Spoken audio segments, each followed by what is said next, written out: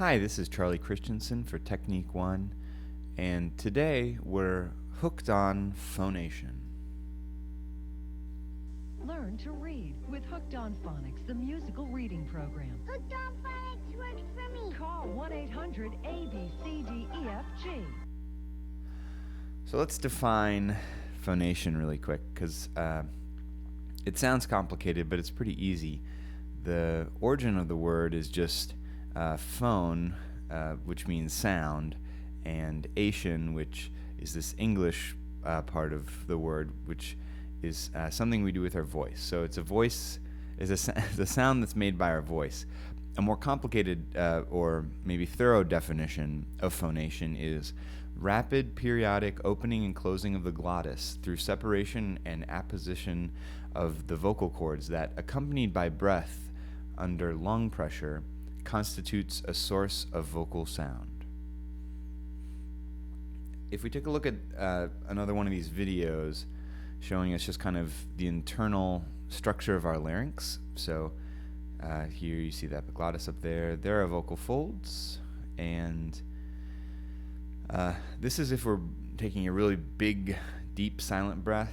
This is where our vocal folds are during normal breathing, and then this is what it looks like if we whisper, and this is what it looks like during phonation. So if we're singing or talking. If we take a look at this from the back, we can see the vocal folds come together, and air pressure builds up beneath them, and they pop open.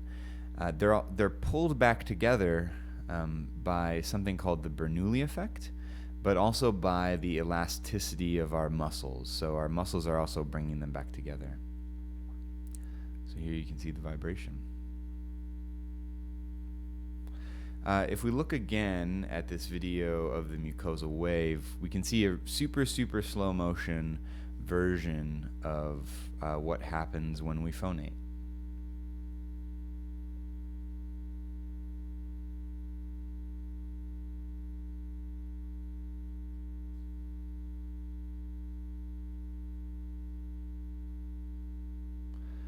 So you can see the epithelium here vibrating, or there's kind of the wave going across the vocal folds. And as promised, here is a video of a cadaver larynx or vocal folds vibrating at super slow motion. And so here you can see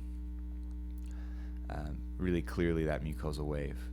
I spared everyone by not showing the video of a cow larynx that had been pulled out and manipulated. But if you're interested in seeing kind of more of these inside views in real life, you can check that out on YouTube.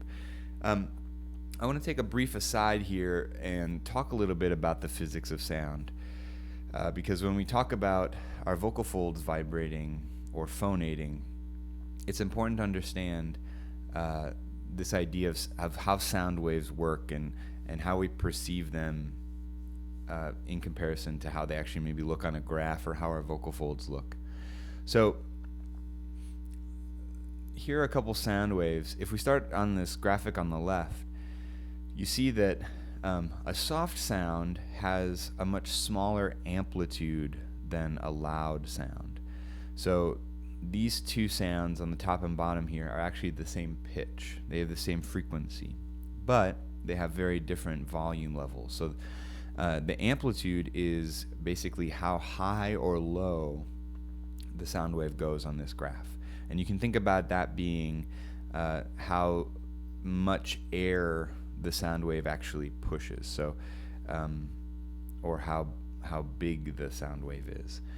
On the right here is showing you differences in pitch. So the fundamental and the first harmonic are an octave away from each other, and you see that it's basically double.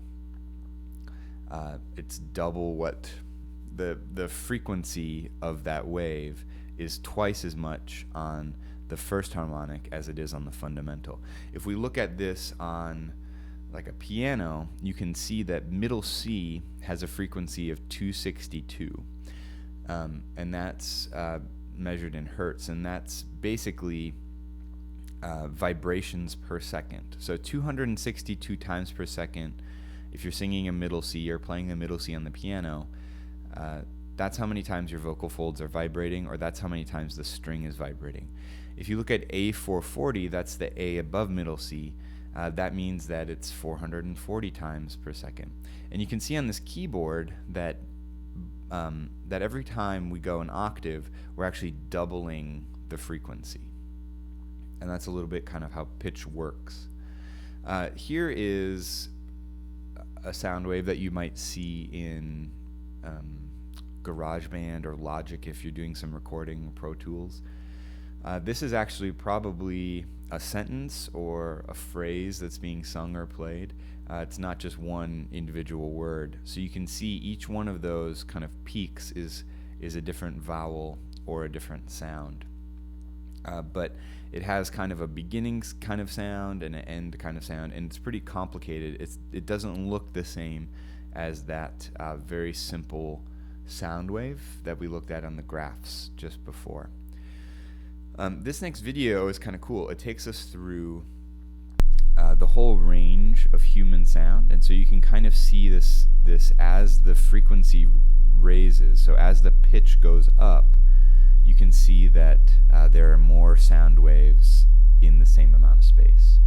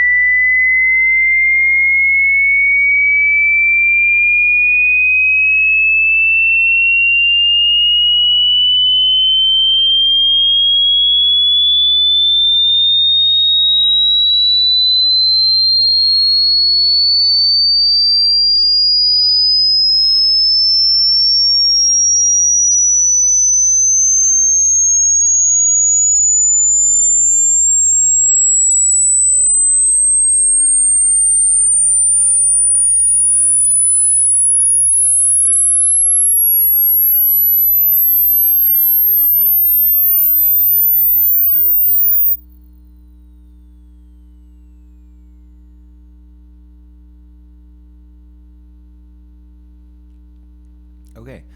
Kind of the cool thing about that is that the amplitude, so the volume of that sound stayed the same the whole time, but I bet that at some points it sounded louder for you or sounded quieter, and just with the pitch changing, which is an interesting thing about how humans perceive sound, which we'll talk about later on in this course.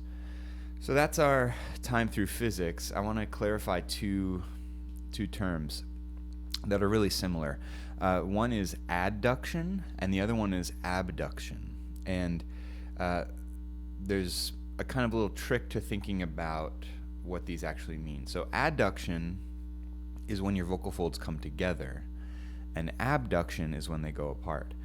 And I think the easiest way to think about this is adding is just putting them together. So I'm adding them together. And abduction is kind of like if someone gets abducted by aliens, so they get taken away from wherever, their van.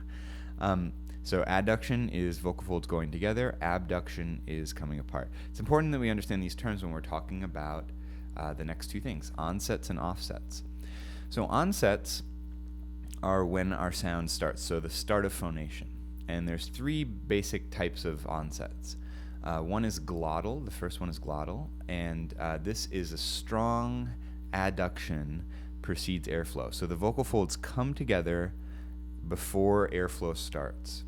So onsets are kind of all about the order of when do your vocal folds come together, when does the air start. And so this is, a glottal is your vocal folds come together and then air starts. This kind of sounds like that kind of sound. Aspirate is that your airflow starts before your vocal folds abduct. And so this sounds like this. Ha, ha. A balanced airflow, or a balanced onset, is when airflow and abduction happen at the same time. But I think this is actually kind of tricky to happen at the same time. I think your airflow has to start a little bit sooner for this to actually work out. So a lot of times what I talk about with my students is having a silent H. So there's still kind of an H sound at the beginning of your onset, but you can almost not hear it. Ha, ha, ha is really different than or ha. So you can work on this with your teacher. A lot of times the exercises we use for onsets are just syllables that start with vowels. So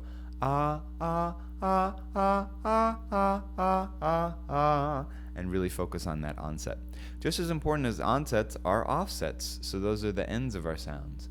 And just like onsets, there are three types. There's glottal, aspirate, and balanced, and they're pretty much the same. They have the same kind of sound as the onsets. So you may have a sound that when you end a phrase or something like that, you have a breathy kind of sound at the very end, or you're cutting it off really abruptly. And the whole idea with these onsets and offsets are that sometimes it's appropriate to do an aspirate onset. Think about a word that has an H. You're going to want to do an aspirate onset for that, otherwise people won't understand that you're saying happy. They might think you're saying appy. So it's not that any of these are necessarily inherently bad or wrong, but the important thing to remember is that your onset determines your phonation. So that if you have a really aspirate onset, you're probably going to have an aspirate tone or phonation. So that means if you have a breathy onset, you're probably going to have a breathy tone. If you have a glottal onset, you're probably going to have a very muscular, kind of forced sounding tone and not a free kind of tone. If you have a balanced onset and offset, your tone is probably going to be pretty balanced. So that's why we care about that, and that's why we work on that. Let's talk about loudness versus pitch really quick. It's kind of difficult because loudness and pitch are both controlled by the same things. So the breath pressure, your glottal abduction, so your vocal folds coming together and how closely they're coming together, your airflow rate, vocal fold length, thickness of the vocal folds. So just another way of thinking about this is your breath pressure is really affecting the amplitude of your sound, so the volume of your sound, and it affects the pitch of your sound. So this is that example of like if someone punches you in the stomach while you're talking, or I don't know, or if you hiccup. If you think about a hiccup being a really high sound, it's because your breath pressure is changing really rapidly. Generally, too, I'll remind everyone of this analogy that we used with kind of singing being like a car. So if your breath management is like your gas tank, then your engine is your phonator, your vocal folds. So how well you're phonating, how efficiently you're phonating. If you have a really breathy sound, you're not going to be as efficient. And if you have a really glottal sound, you may be it may be just like too muscular and too stressful, if that makes sense.